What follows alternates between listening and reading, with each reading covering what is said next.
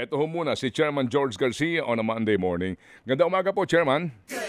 Magandang umaga po, Sir Ted, Ma'am DJ Chacha. Sa ating po mga kababayan, magandang Lunes na umaga po. Opo, thank you for your time. Chairman, uunahin ko lang po ito. No? I'm sure ito po inyo na po nabasa ang mga panawagan po sa COMELEC at sa inyo po, Chairman, na maging transparent daw po dito nga sa ating pong gagamitin na sistema sa halalan na paparating kung saan po naman ang ating pong supplier po ng software ay ang Miru. So ang tanong po mismo ay kung kailan po lalabas yung certification para po dito po sa gagamitin natin na automated election system para po ito mailagay na nga sa Bangko Sentral at maisarado na po natin itong isyong ito. Sir Ted, una po muna, nung nakaraan 2019, ang certification po lumabas 10 araw bago mag-eleksyon. Noong 2022, ang certification po lumabas 3 araw bago mag-eleksyon. Yung panahon yun po, pare-parehas na makina ang ginagamit natin. Total, binili natin noong 2016. Noong 2016 po, Sir Ted, ay 9 na araw bago mag-eleksyon lumabas yung po mismong certification. Ngayon po, kahit paano, nasa March 8 pa lamang po tayo, medyo maaga pa ito, Sir Ted, kumpara doon sa mga nakakaraang eleksyon natin.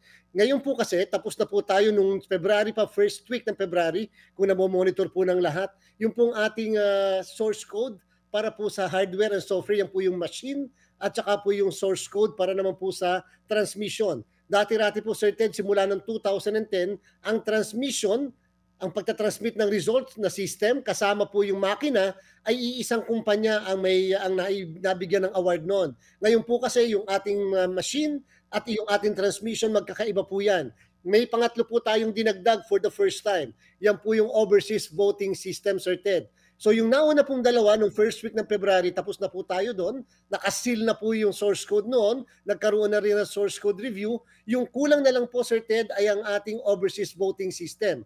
Ang reason kung bakit na-delay ang overseas voting system, Sir Ted, ay sapagkat may mga ID ng ating mga kababayan abroad ang kinakailangang isama sa source code. Nung una po kasi, hindi kasama ang PhilSys, dahil hindi naman lahat noon may PhilSys. Hindi rin nasama nung una yung mga expired na mga passport o kaya yung mga Siemens book, hindi rin po nasama. So yan po hanggang sa ngayon na isama na po lahat natin yan. At nung Sabado, Sir Ted, tayo po yung nagkaroon na nung tinatawag na trusted build. Ano po ibig sabihin ng trusted build? Ibig sabihin kung ano yung system na gagamitin natin, na-ilock in na yun. Hindi na po pwedeng baguhin, hindi na po pwedeng ayusin. At ito pong linggong ito, magsisimula naman tayo ng source code review para po dyan sa overseas voting system. At pagkatapos sa 24 po ng Marso, base sa kalatas na binigay sa atin ng Bangko Sentral, ay kanila na pong papayagang i-deposit ito sa kanila pong vault. At before the end of the month, baka po ma-issue na sa atin, Sir Ted, ang ating pong certification. Nangangahulugan ba na 3 source code ito, Chairman? Tama po kayo, Sir Ted. 3, kasama na rin po, Sir Ted, na pina-trusted build natin yung mga gagamitin na mga gamit para sa repairs and maintenance ng ating mga machine habang ito ay nasa hubs natin. So, tama po kayo, 3 systems po yan, 3 source code po yan na kinakailangang mag-usap-usap, kinakailangang integrated po siya. Hindi po sapat nagagana lang yung unang source code para sa machine, o yung pangalawang source code para sa transmission, o yung pangatlong source code para sa overseas voting. Kinakailangan iisa ang pag-iisip ng mga yan at nagko-coordinate at gumagalaw bilang isa. Yun po, Sir Ted, ang isa-certify ng international certifying body. Opo, yung sa Miru po, kailan ulit? Yung sa Miru po, nung first week of February pa po yun, tapos Sir Ted, kasama rin po yung sa in transmission natin ay first week din po ng February na na-seal na po sa envelope pa at natapos na rin po as early as January yung source code review po nila. Okay, pero wala pa po certification. Wala, kasi po ang certification, Sir Ted, ay kinakailangan yung kabuuan ng 3. Okay. Opo, Hindi lang po yung isa o yung dalawa, dapat kasama yung lahat. Na ito ay ibig sabihin, gumagana ng Mm. iisa, Mm. nag-iisip ng iisa at Opo. magpe-perform ng iisa. Opo, may mga binabanggit kayo na mga number of days, 'no, bago po nakapag-issue ng certification, yung pong international certificating, yung body, ano ho, na siya nagbibigay po nitong sertifikasyon, ano ho, dito po sa integridad nitong mga source code na ito. Ang binabanggit po kasi ay may deadline specifically sa batas, yung pong Pebrero 12. 12. Opo, na deadline. Hindi ba daw po itong ngayon na delay ninyo ay paglabag na po sa batas?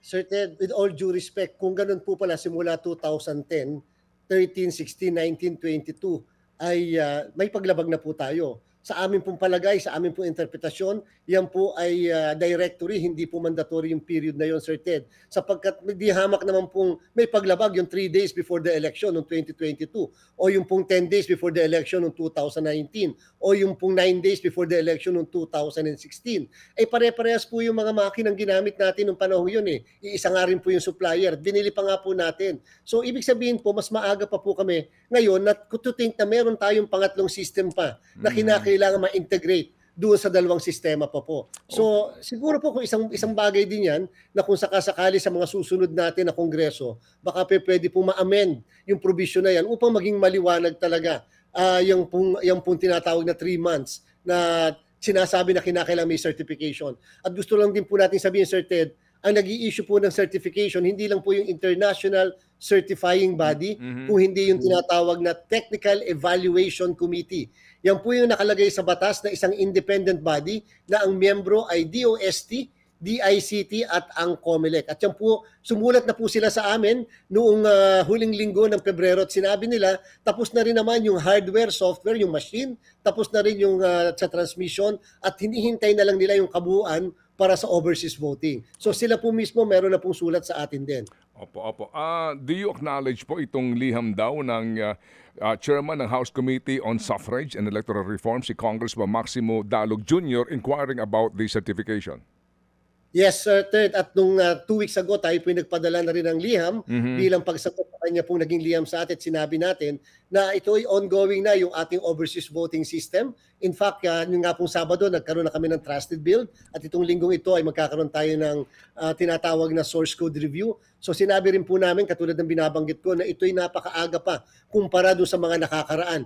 Linagay din po natin yung table ng lahat ng pag-i-issue ng certification simula noong 2010 at lumalabas po, Sir Ted, ito'y pinakamaaga kumpara doon sa mga nauna na mga certification ng mga eleksyon natin. Opo, yan ho ba, bago po ba ilagay yan sa vault ng Bangko Sentral, will that be open for scrutiny ng ilang pong mga interesadong partido? Yes, Sir Ted, yung pong nag-seal tayo ng envelope, ginawa po natin yan dyan sa warehouse namin sa Binyan, nung dalawa, yung naunang dalawa, yung sa hardware, yung sa machine, at saka yung pong sa transmission, present po yung mga citizens arm kasama ang mga miyembro ng media. In fact, Sabado po yun nung ating sinilyon. At in fact, yung mga nakapirma po doon sa envelope ay yung mga citizens arm din para po sa kanilang makita po nila yung mismo source code. At anytime naman po, kung gugustuhin nila na matingnan yung ating source code, kaya lang po nakasil na napirmahan na po kasi natin ng international certifying body yung mismong source code at kasama yung ating mga citizens arm. Opo, bagamat meron kayong sinasabi po na mga president na nangyari nga dito po sa certification na ito, hindi kaya ito magbukas sa legal challenge na naman dito sa usapin po ng na hindi pagtupad sa provision ng batas na 3 months dapat before the election nakuha ang lahat ng certification?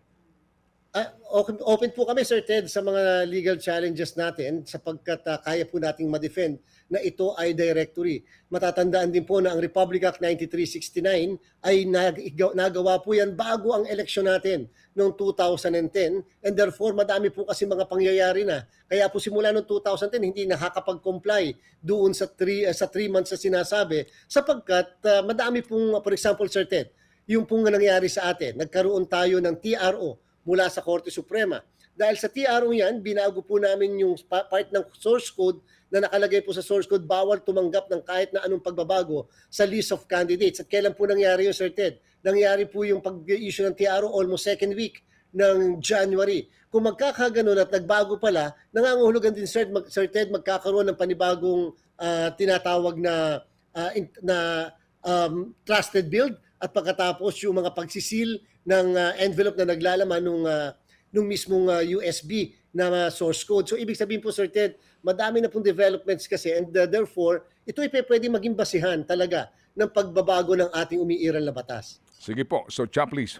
Yes po. Chairman, yung binabanggit niyo po kanina, no, sundan ko lang yung tanong ni Manong Ted. Sabi niyo, kung lumabag kayo sa batas, nito mga nakaraang eleksyon, edi dapat may paglabag din sila sa batas. Pero ano po itong batas na binabanggit ni Senator Risa Ontiveros? Sa sinasabi nga po niya, posibleng magdulot ng paglabag sa batas yung wala pa ring international certification natin. Ano pong pinanghahawakan nyo mismo na sinasabi ninyo? Walang ganong pangyayari kasi in the previous elections nga, there are 3 days and meron ding 9 days bago inilabas po yung international certification. Yung po yung binabanggit ko, Ma'am DJ, yung pong Republic Act 9369 na nagsasabi dapat may certification daw po 3 months before the conduct of the election. Yes po. So yung pong Republic Act 9369, Ma'am DJ, ay nai-promulgate, nailabas yan before the 2010 elections. At nung 2010 elections onwards, sabi ko nga po, yun na lang pong 3 elections. Nung 3 elections, Ma'am DJ, Sir Ted, 2016, 9 days before the election, April 30, na-issue yung mismong certification. Tapos May 9 ang election noon. Yung pong 2019, 10 days before the election. May 3 na-issue yung certification, May 13 yung ating election. Nung pong 2022 election, May 6, May 16 ang ating election, May 13 po na-issue ang certification. So kung tutuusin po, kung yun ang pagbabasihan, lahat po ng eleksyon na yun ay paglabag doon sa 3 months before the election na nakalagay sa 9369. Nangangahulugan talaga yung pong 3 months na yun ay hindi mandatory period. Yung po ay isang directory period and therefore subject sa mga pangyayari o doon sa mga sitwasyon ng mga panahon kung kailan nagpahanda para sa halalan. Okay. Ito po sinasabi ni Senator Risa na kailangan magkaroon ng congressional investigation tungkol dito sa issue na ito. Ano pong tugon nyo dito, Chairman? Ay, opo. Yan po yung nararapat lamang at sinusuportahan din natin. Especially kung ang purpose talaga niyan, Ma'am DJ, Sir Ted, ay legislation. Sapagkat yung pumbatas natin, 9369, ganun katagal na po yun. Wala pa tayong automated election, na ipasa na po yan. Kung hindi ako nagkakamali, I think that's in 2007. Nung madami na po mga pangyayari, madami na po tayong dapat mailagay, madami na po tayong dapat maidagdag doon sa ating automated election law. Okay.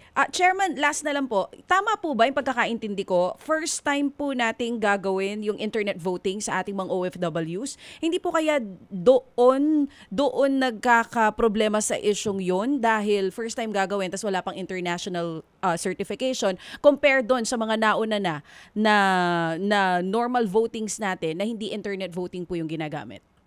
Ma'am DJ, talaga pong dapat magkaroon tayo ng pangatlong mode na ng voting sa abroad. Alam niyo po, noong nakarang eleksyon ng 2022, pinakamataas sa ating kasaysayan ang lumabas na bilang ng botante, 40.59%. Hindi po tayo naka 50%. Isipin niyo po, 40.59%. Ang nagastos po ng COMELEC at that time ay 600 million para lang pabotohin ang 600,000 na mga kababayan natin. Sapagkat 2 modes lang po ang ating pinapatupad simula na magkaroon tayo ng overseas voting. Yan po ay in-person voting. Pupunta yung mga kababayan natin sa mga embahada at konsulada. Therefore, napakalayo po. Minsan, halimbawa, nasa Quezon City yung embahada, nasa Parañaque, yung mismong tirahan nila o kung saan sila nagtatrabaho, hindi po sila nakakaboto. Yung pong mga marino, hindi po sila nakakaboto sapagkat kinakailangan po nilang dumaong sa isang pier at hanapin pa kung saan yung embahada o konsulado ng Pilipinas. Yung pangalawa naman pong paraan ng pagpapaboto ay yung by mail. Pinapadala po natin yung envelope na naglalaman ng balota.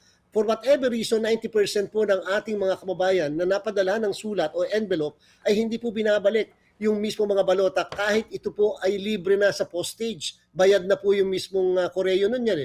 Kaya lang hindi pa rin po binabalik. Kaya po talagang ipinagpursigihan na natin ang internet voting. Pangatlong pamamaraan ng pagboto na kung saan makakaboto sila gamit ang kanilang cellphone, laptops at iPad. Sa kasalukuyan, meron po tayong 1.3 million na mga kababayan abroad na makaka-benefit po nito. Sa 93 posts po na meron tayo sa abroad, meron pong 77 posts ang magkakaroon tayo ng internet voting. Bagamat meron ding 16 na post naman, Sir Ted, Ma'am DJ, na hindi po internet voting kundi magpapadala pa rin tayo ng makina sapagkat ayaw po ipagamit ng mga bansang yan yung kanilang internet services tulad po ng Russia at ng China. So, Okay. sige po. Chairman, ano na lang, no, kumbaga abiso sa publiko na walang dapat ipagkabahala dito sa pagkaantala ng international certification kasi importante po ito para, 'di ba, para siguruhin na talagang magiging transparent at malinis po yung ating magiging halalan. Ay, wag pong mag-alala ang sambayanan at magagaranti po natin lalabas at lalabas ang international certification. In fact, meron pa kaming ginawang pangalawang test.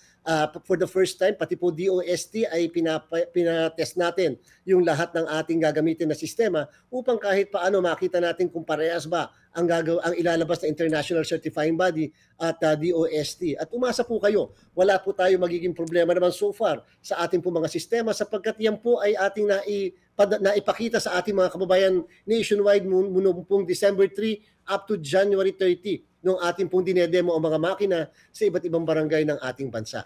Okay, sige po. So Chairman George, kami tatawag sa inyo ulit para sa ganito pong uri ng paliwanagan. Kaugnay pa rin po sa papalapit na halalan. And again, salamat po sa pagbibigay po ng oras para po sa tamang informasyon. Salamat, Chairman.